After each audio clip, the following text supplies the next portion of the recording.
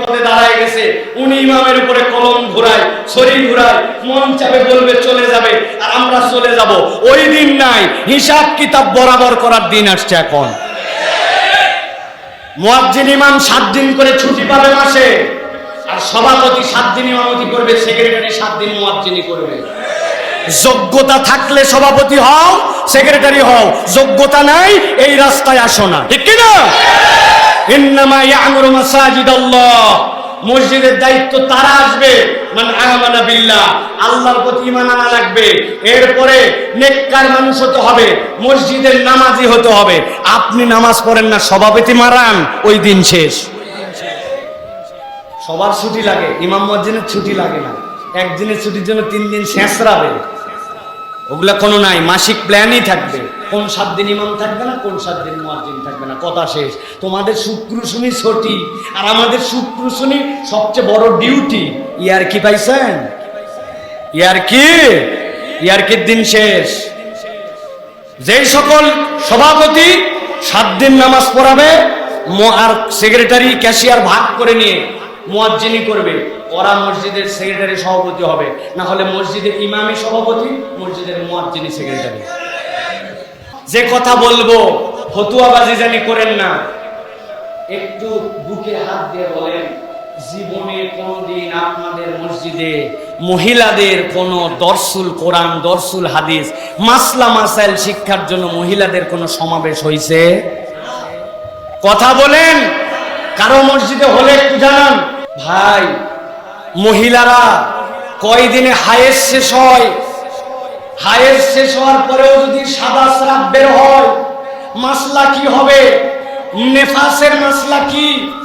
তার বাচ্চা প্রসব করার পরে কতদিন পর্যন্ত রক্তস্রাব তার আসতে পারে? শরীয়তের এমন জটিল বিষয়, মাসলা মাসাইল আমাদের মা বোনেরা জানে না। স্বামীর লুঙ্গিটা রাত্রে একসাথে থাকার কারণে নাপাক লেগে গেছে, ওইটা কিভাবে ধুলে পাক হয় জানে না। ওযুর ফরজ জানে না, তায়াম্মুম জানে না, মেয়েদের মাসলা মাসাইলে কোনো ধারণা নাই, ঠিক না ভাই? আমি ইমাম, কি দায়িত্ব আল্লাহ আমাকে দিছিল?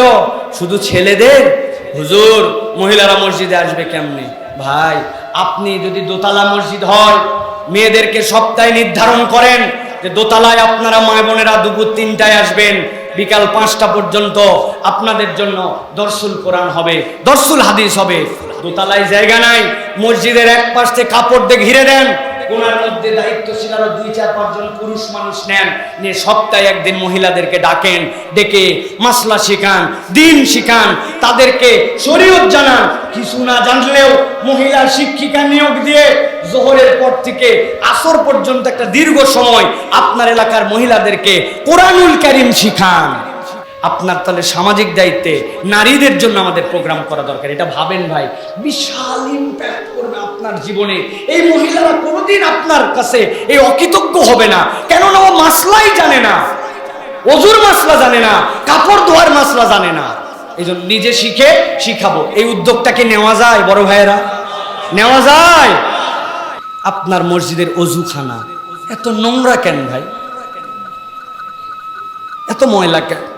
মসজিদের সামনে পাশ দিয়ে বাউন্ডারিতে ঘাস উঠে গেছে, কোনোদিন ইমাম দেখলো না। বাত্তিটা কেটে গেছে, বাত্তিটা কোনোদিন আর জ্বলবে না। মেহরাবটার উপর দিয়ে হাত দিয়ে ধুলা, ময়লা, পিছনে বোঝা, এই যে জায়নামাজ করা হয়ে গেছে, ভাঁজ হয় না। ওই ইমাম ঢোকার সময় ওই জায়নামাজ নিয়ে মসজিদে ঢুকছে। কিছু পজিটিভ ইম্প্যাক্ট নিয়ে আসেন। অজুখানাটা এলাকার ছেলেদেরকে নিয়ে বলেন, চলো অজুখানাটা সবাই মিলে, তোর বাড়ির থেকে ব্রাশ আনবি, তুই ঝাঁটা আনবি, তুই হারপিক আনবি, তুই পাউডার আনবি, ঘুষে। আরে ইমাম সাহেব, খতিব সাহেব পায়খানা পেশাবখানা ধুতে লেগে গেছে। মসজিদটার ফ্যানগুলো সব পরিষ্কার, জানলা দরজা মুছা, জায়নামাজগুলো পরিষ্কার, সামনের পাপোশ পরিষ্কার, মসজিদের সামনে সাফ সুফ, 2টা ফুলের গাছ। মুসল্লি, বুড়া মুসল্লিরা যেগুলো আছে, কিছু আছে না, এগুলা করার কি দরকার আছে? আছে না এলো? এগুলা একলে ভাবেন না, এগুলা অচিরেই দুনিয়ার থেকে চলে যাবে হয়তো আর 20 বছর, এই জেনারেশন। সুতরাং ইনাদেরকে নিয়ে ভাবেন না, ইনাদেরকে ইজ্জত করে মাথার উপর রেখে দিলাম, কিন্তু আমাদের কাজ আমাদের করতে হবে, উনাদের কথায় দমে যাওয়া চলবে না, ঠিক না ভাই? ইনশাআল্লাহ। ইনশাআল্লাহ মসজিদের দুটা লাইট সুন্দর করে লাগালেন, লাগাই সুন্দর করে ফেলেন। এটা কি ইনস্ট্যান্ট ইম্প্যাক্ট, এটা হচ্ছে তাৎক্ষণিক একটা প্রতিক্রিয়া। আর ছেলেদের মধ্যে যারা কোরআন শিখে ফেলছে, জুম্মার দিন দাঁড় করাইছেন, দুইটা ছেলে কোরআন বিশুদ্ধ করে পড়তে পারে, আমার খুতবার টাইম 2 মিনিট কমালাম, দুইজনের তেলাওয়াত শুনেন, শুনছে সুন্দর দুটা তেলাওয়াত। আপনাদের ছেলেদের কেউ করতে চান না? হ্যাঁ চাই, তাহলে মসজিদের মক্তবে আনেন।